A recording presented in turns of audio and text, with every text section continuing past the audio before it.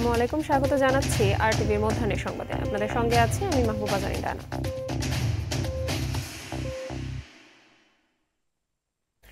বাংলাদেশে জুলাই আগস্টে ছাত্র জনতার উপর দমন পীড়নে অংশ না নিতে সেনাবাহিনীকে সতর্ক করেছিলেন জাতিসংঘের মানবাধিকার বিষয়ক high commissioner Volker Turk. BBC ওয়ার্ল্ডের হার্ট টক অনুষ্ঠানে ফলকার তুর্ক এ কথা জানান। বিশ্বের সমসাময়িক মানবাধিকার বিষয়গুলো নিয়ে অনুষ্ঠানে কথা বলার সময় বাংলাদেশ প্রসঙ্গ টানেন মানবাধিকার হাই কমিশনার। বিস্তারিত বিনিয়ামিনের রিপোর্টে। ছাত্র জনতার ওপর দমন পীড়নে অংশ নিলে বাংলাদেশ সেনাবাহিনীর শান্তিরক্ষা মিশনে অংশগ্রহণ বন্ধ হয়ে যেতে পারে। জুলাই আগস্টের গণ অভ্যুত্থানের সময় বাংলাদেশ সেনাবাহিনীকে এমন সতর্ক বার্তাই দিয়েছিলেন জাতিসংঘের মানবাধিকার বিষয়ক high commissioner Volker Turk. is taken seriously. I'll give you the example of Bangladesh last year.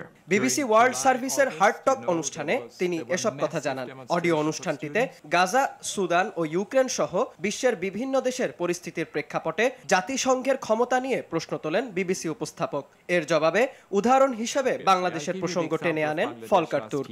During July, August, তিনি জানান, জুলাই আন্দোলনে বাংলাদেশের ছাত্র জনতার ওপর ব্যাপক নিপীড়ন চালায় স্বৈরাচারী শেখ হাসিনা সরকার। হত্যার শিকার হয় 2000-এর মতো মানুষ। তবে দমন পীড়নে অংশ না নিয়ে সেনাবাহিনীকে তিনি সতর্ক বার্তা দেয়ায় বাংলাদেশে পরিবর্তন দেখা গেছে বলে জানান হাই কমিশনার। আমি গত বছরের বাংলাদেশের উদাহরণ দিচ্ছি। আপনি জানেন, জুলাই আগস্টে সেখানে ছাত্রদের ব্যাপক বিক্ষোভ হয়। এ সময় সেখানে চলা নিপীড়নের বিরুদ্ধে আমাদের পদক্ষেপ তাদের জন্য বড় আশার জায়গা তৈরি করেছিল এবং এর ফলেই আমরা পরিবর্তন দেখতে পেয়েছি। এছাড়া অন্তর্বর্তী সরকার আসার পর জাতিসংঘের তথ্যানুসন্ধানী দলের তদন্ত বেশ কার্যকর হয়েছে উল্লেখ করে তিনি আরো বলেন, জুলাই হামলার বিষয়ে মানবাধিকার পরিষদের পদক্ষেপে শিক্ষার্থীরা সন্তুষ্ট।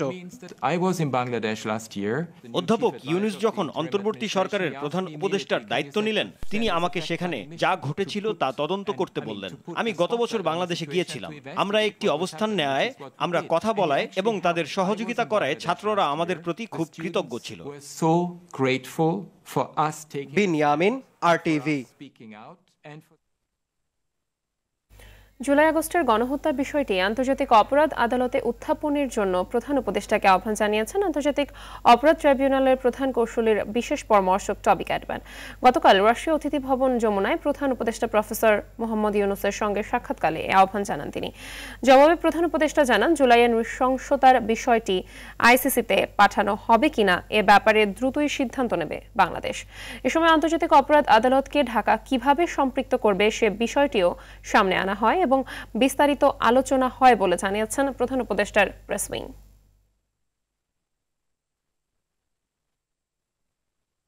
ব্যক্তিগত কারণ দেখিয়ে জাতীয় নাগরিক পার্টি এনসিপি থেকে পদত্যাগ করেছেন উত্তরাঞ্চলের যুগ্ম মুখ্য সংগঠক হানিফ খান সজীব ও যুগ্ম মুখ্য সমন্বয়ক আব্দুল জাহের। গতকাল সজীব ও জাহের এনসিপির আহ্বায়ক নাহিদ ইসলাম বরাবর পৃথক পদত্যাগপত্র পাঠান। এর আগে একই দিন পদত্যাগ করেন এনসিপির যুগ্ম মুখ্য সমন্বয়ক আবু হানিফ। তিনি এর আগে গণ অধিকার পরিষদের উচ্চতর পরিষদের সদস্য ও গণমাধ্যম সমন্বয়কের দায়িত্বে ছিলেন। রাজধানীর মানিক মিয়া অ্যাভিনিউয়ে এনসিপির আনুষ্ঠানিক আত্মপ্রকাশের পর হানিফ সহ দলটির অন্তত 20 জন নেতাকর্মী দলে যোগ দেয়।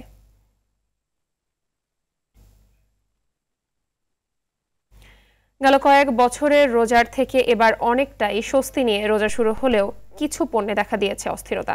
সরবরাহ বাড়তে শুরু করেছে সয়াবিন তেলের, আর চোখে পড়ার মতো দাম বেড়েছে বেগুন আর লেবুর।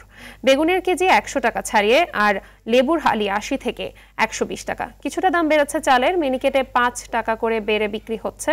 কমতির দিকে সব ধরনের মাংসের দাম 10 টাকা কমে 190 টাকা কেজিতে বিক্রি হচ্ছে ব্রয়লার মুরগি। সোনালির দর 280 টাকা। রোজা শুরুতে গরু ও খাসির মাংসের দাম কিছুটা বাড়লেও এখন আগের দামেই বিক্রি হচ্ছে। ছোলা ও ডালও বিক্রি হচ্ছে আগের দামই। ভোক্তারা বলছেন, সরকার আরো কঠোর অবস্থানে গিয়ে বাজার মনিটরিং করলে পণ্যের দাম আরো কমে আসতো। কম ছিল, গায়ে দামে বেচা হয়েছে, আবার পাম তেল ছাড়ছে, এখন আবার সোয়াবিন আসছে। আগের দামে আছে 5 লিটার সোয়াবিন 850। 100 টাকা কিনাই পড়ছে, আমার 110 টাকা 20 টাকা বিক্রি করতে হবে। রমজানের আগে আসছিল ধরেন ব্রয়লার 200 টাকা বিক্রি করছি, 210 টাকা বিক্রি করছি। এবার প্রথম রমজানের একদিন পরে ধরেন বাজার কমছে, বলা বেচতেছি 190 টাকা। দ্রব্যমূল্যের যে দাম যেভাবে বাড়ছে, মানুষের ইনকাম কিন্তু এরকম ভাবে বাড়ে নাই। সরকার বলছে যে পণ্যের দাম অপরিবর্তিত থাকবে, কিন্তু অপরিবর্তিত নাই, বাজার মনিটরিং নাই। দর্শক, বাজার পরিস্থিতি জানাতে বরিশাল থেকে সরাসরি যোগ দিচ্ছেন সহকর্মী আরিফুল ইসলাম। আরিফা, সয়াবিন তেল সহ বিভিন্ন পণ্যের সরবরাহ ও বাজার দর কেমন দেখতে পাচ্ছেন এই মুহূর্তে জানাবেন।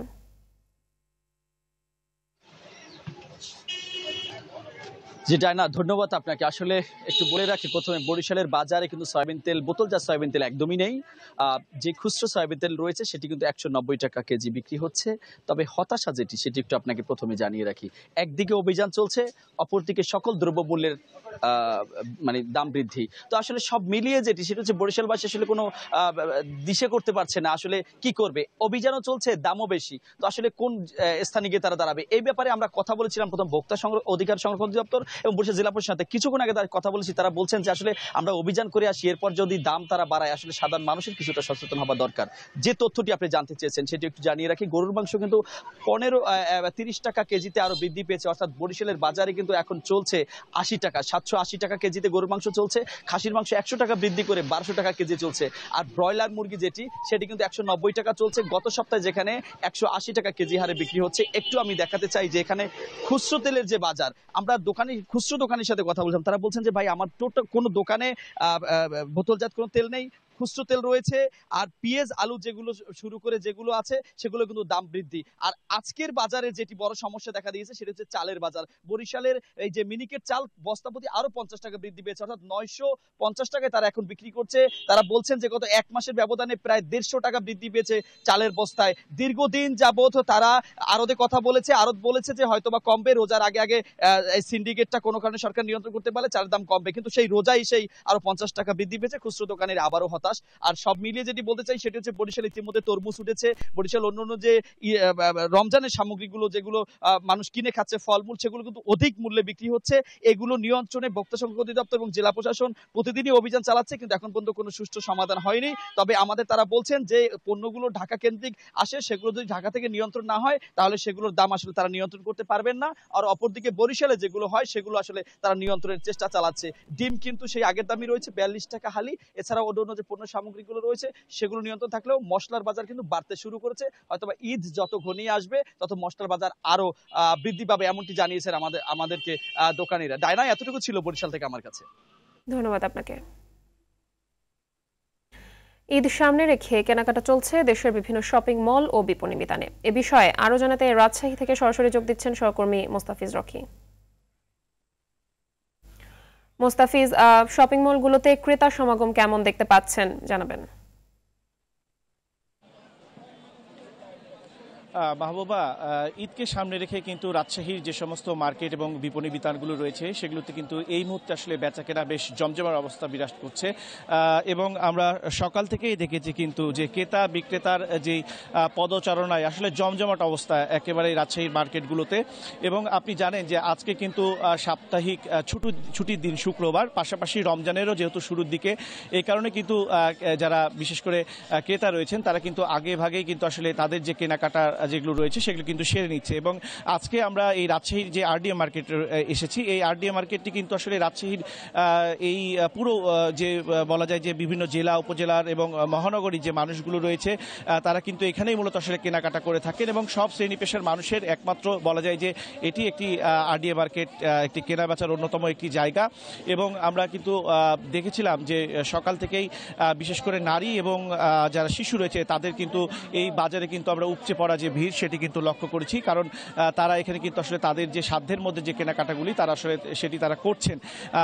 এবং আমরা যেটি আসলে দেখেছি যে এবারে কিন্তু বিশেষ করে যারা ক্রেতা রয়েছেন তাদের যে চাহিদার মধ্যে আমরা দেখেছি যে চাহিদার মধ্যে বিশেষ করে রয়েছে যে শিশুদের পোশাক এবং নারীদের। এবং এক্ষেত্রে কিন্তু গতবারে আমরা দেখেছিলাম যে ভারতীয় পণ্যের পরে যেভাবে আসলে ক্রেতাদের চাহিদা ছিল, তবে এবার কিন্তু আসলে সেভাবে আমরা তেমনভাবে চাহিদা দেখছি না, কারণ ব্যবসায়ীরা বলছেন যে ভারত থেকে সেভাবে আসলে ভারতীয় যে সমস্ত পণ্যগুলো রয়েছে সেগুলো আসলে আমদানি করা হয়নি। তবে চীন সহ অন্যান্য যে সমস্ত জায়গার পণ্যগুলো রয়েছে সেগুলোতে মানুষ আকৃষ্ট হচ্ছে। তবে গতবারের তুলনায় কিন্তু আমরা দেখতে পাচ্ছি যে দেশীয় যে সমস্ত পণ্যগুলো রয়েছে সেই সমস্ত দেশীয় পণ্যের কিন্তু চাহিদা অনেকটাই বেশি, এবং এই মার্কেটগুলোতে 200 থেকে কিন্তু 10,000 টাকা দামের কিন্তু পোশাক মানুষ কিন্তু কিনছে, এবং অনেকের মধ্যে কিন্তু আমরা দেখতে পাচ্ছি যে কেনাকাটার যে উৎসাহটা সেটি কিন্তু অনেকটাই আমরা কিন্তু দেখতে পাচ্ছি, এবং ঈদের দিন যত ঘনিয়ে আসবে ঈদের মার্কেটে বেচা কেনা কিন্তু ততটা আসলে বাড়বে। তো মাহবুবা, এই ছিল আমার কাছে রাজশাহী থেকে ঈদের কেনাকাটা নিয়ে সর্বশেষ পরিস্থিতি।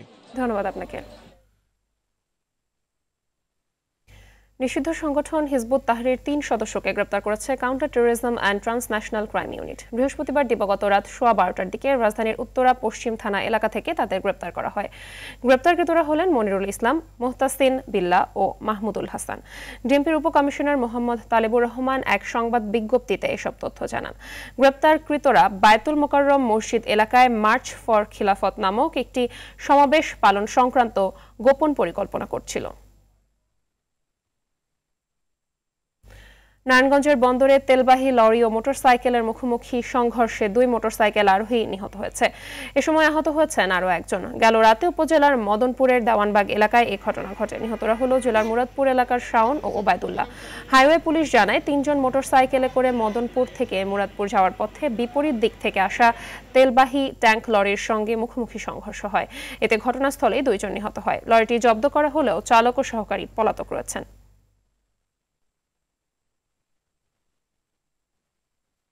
মধ্যাহ্নের সংবাদে পর্যন্তই। দুপুরের সংবাদ 1:45টায় দেখার আমন্ত্রণ রইল। ধন্যবাদ সবাইকে।